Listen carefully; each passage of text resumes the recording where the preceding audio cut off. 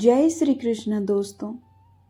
किसी ने क्या खूब कहा है, हे प्रभु मुझे इतना नीचे भी मत गिरा देना कि मैं पुकारूं और आप सुन भी ना पाओ, और मुझे इतना ऊपर भी मत उठा देना कि आप पुकारो और मैं सुन ना पाऊं। आप निरंतर और सदैव मेरे साथ ही रहना। दोस्तों, स्वागत है आपका स्पिरिचुअल लाइफ चैनल पर, जहां हम सब मिलकर श्रीमद् भगवत गीता के अध्यायों को समझने का प्रयास करते हैं। और आज हम श्रीमद् भगवत गीता के अध्याय 14 को समझने का प्रयास करेंगे, और वो भी आसान से शब्दों में। श्रीमद् भगवत गीता के 13वें अध्याय में हमने विस्तार से जाना कि आत्मा और भौतिक शरीर के बीच क्या अंतर है, मनुष्य को अपने जीवन में किस प्रकार के कर्म करने चाहिए और कौन से कर्मों को करने से हमें किस तरह के परिणाम प्राप्त होते हैं। श्रीमद् भगवत गीता के 14वें अध्याय में हम जानेंगे कि किस तरह से हमारा स्वभाव और ये संसार 3 गुणों में बटा हुआ है। तो चलिए दोस्तों, चलते हैं श्रीमद् भगवत गीता के 14वें अध्याय के इस सफर में। श्रीमद् भगवत गीता अध्याय 14, गुणेत्र विभाग योग। दोस्तों, इस अध्याय में भगवान ने फिर से ये श्रेष्ठ ज्ञान अपने शिष्य, अपने सखा अर्जुन को सुनाया, और इस अध्याय में उन्होंने बताया कि जो जीव आत्मा है ये कैसे आकर के जड़ प्रकृति में बंध जाता है, क्योंकि प्रकृति के 3 गुण सद्गुण, रजोगुण और तमोगुण उसे बांध देते हैं। दोस्तों, जो वैज्ञानिक आधुनिक युग में अब हमें बताते हैं कि इस संसार के रचना के आधार इलेक्ट्रॉन, न्यूट्रॉन और प्रोटॉन नाम के 3 तत्व हैं, भगवान ने हजारों वर्ष पूर्व ही बता दिया था कि वो 3 गुण ही है जिससे ये प्रकृति बंधी हुई है। प्रकृति तो अनादि है, लेकिन जीव आत्मा को उसने इन 3 गुणों में बांध रखा है। श्री कृष्ण सतगुण के बारे में, रजोगुण के बारे में और तमोगुण के बारे में बताते हैं। इस अध्याय के प्रथम श्लोक में भगवान कहते हैं कि अब मैं तुम्हें पुनः श्रेष्ठ ज्ञान के विषय में बताऊंगा, जो सभी ज्ञानों में सर्वश्रेष्ठ है और सभी ज्ञानों का परम ज्ञान है, जिस ज्ञान पर सभी महासंतों ने परम सिद्धि प्राप्त की है। श्री कृष्ण ने इस अध्याय में भौतिक शक्ति के प्रकृति का वर्णन किया है, जो शरीर और उसके तत्वों का स्रोत है, और इस प्रकार से यह मन और पदार्थ दोनों की उत्पत्ति है। श्री कृष्ण बताते हैं कि प्राकृतिक शक्ति सत्व, रजस और तमस 3 गुणों से निर्मित है। शरीर, मन और बुद्धि जो प्राकृतिक शक्ति से बने हैं, उसमें भी तीनों गुण विद्यमान होते हैं, और हम जीवों में गुणों का मिश्रण हमारे व्यक्तित्व के स्वरूप का निर्धारण करता है। सत्व गुण शांत स्वभाव, सद्गुण और शुद्धता को चित्रित करता है, तथा रजोगुण अंतहीन कामनाओं और सांसारिक आकर्षणों के लिए अतिरिक्त महत्वाकांक्षाओं को बढ़ाता है, एवं तमोगुण भ्रम, आलस्य, नशा और निद्रा का कारण है। जब तक आत्मा जागृत नहीं होती, तब तक उसे प्राकृतिक शक्ति की प्रबल शक्तियों से निपटना सीखना चाहिए। मुक्ति इन 3 गुणों से परे है।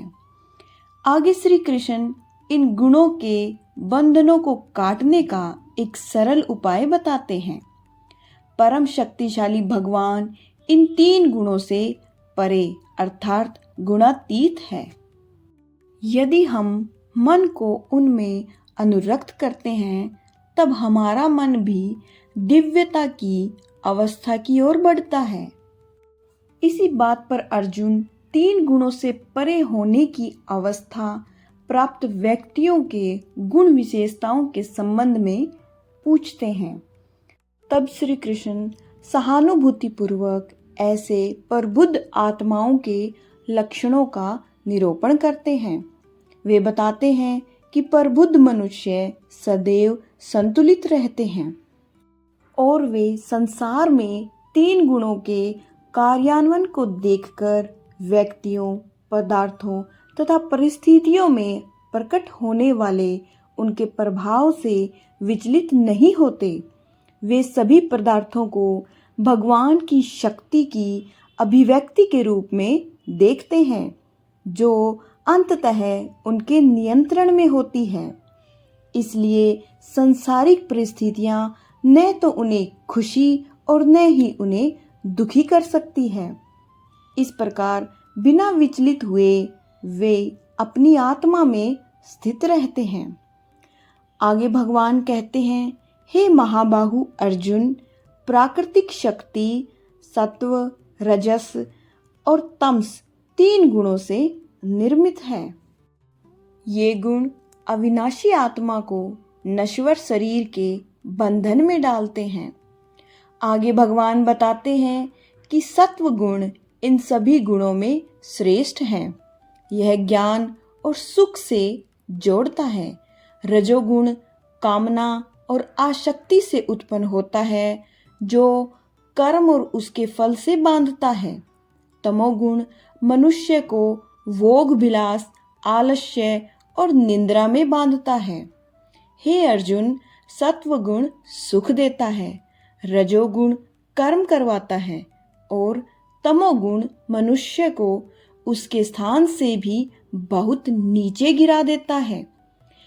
किन्हीं 2 गुणों को वश में करने से तीसरे गुण की प्राप्ति होती है।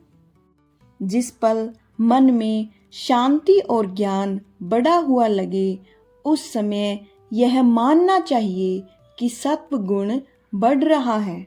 जिस पल मन में लालच और स्वार्थ का आभास हो उस समय रजोगुण बढ़ता है। जिस समय मन में अंधकार, विषयों में आसक्ति, आलस्य और निंद्रा हो उस समय मनुष्य में तमोगुण की वृद्धि होती है। सत्व गुण में मरने वाला मनुष्य परमात्मा को प्राप्त होता है। रजोगुण में मरने वाला मनुष्य फिर से जन्म लेकर मनुष्य बनता है और तमोगुण वाला प्राणी अगले जन्म में कीट, पतंग और पशु बनता है। सात्विक कर्म का परिणाम है सुख, राजस कर्म का परिणाम है दुख और तामस कर्म का परिणाम अज्ञान और अंधकार होता है। जो व्यक्ति इस बात को जानता है कि ये 3 गुण ही उससे सब कार्य करवाते हैं, तब वह अपने कर्तव्यों से और इस संसार से पूरी तरह मुक्त हो जाता है और इस तरह से सोना, पत्थर और मिट्टी को एक जैसा समझने वाला मनुष्य परम ब्रह्म अर्थात मुझे प्राप्त हो जाता है।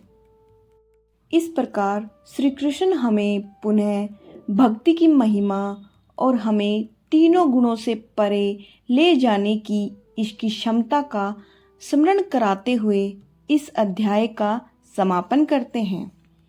दोस्तों, ये 3 प्रकार के गुण सात्विक, राजसिक और तामसिक गुण हमारे दैनिक जीवन में बहुत ही उपयोगी हैं। हमें जीवन में सफलता प्राप्त करने के लिए अपने दैनिक व्यवहार और विचारों में सत्व गुण को बढ़ाने और तमोगुण को कम अथवा समाप्त करने के प्रयास करने चाहिए। अर्थात हमें आलस, निंद्रा, चिंता, लालच, वासना, मोह और नकारात्मक विचारों को त्याग कर अपने मन में शुद्धता, प्रेम, भक्ति, संतोष, त्याग, समर्पण और सकारात्मक विचारों को अपनाना चाहिए। जैसा कि भगवान ने श्रीमद् भगवत गीता के आगे के अध्यायों में बताया है कि हमें सिर्फ अपने कर्मों पर ध्यान लगाना चाहिए, उसके फल की चिंता में अपना समय व्यर्थ नहीं करना चाहिए।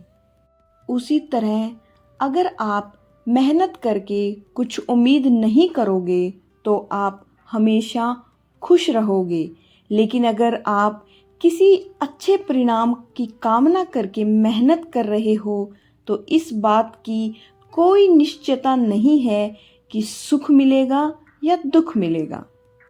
उसी तरह अगर आपने किसी का नुकसान करने के लिए कोई भी कार्य किया है तो यह निश्चित है कि किसी न किसी समय आपको ही दुख होगा।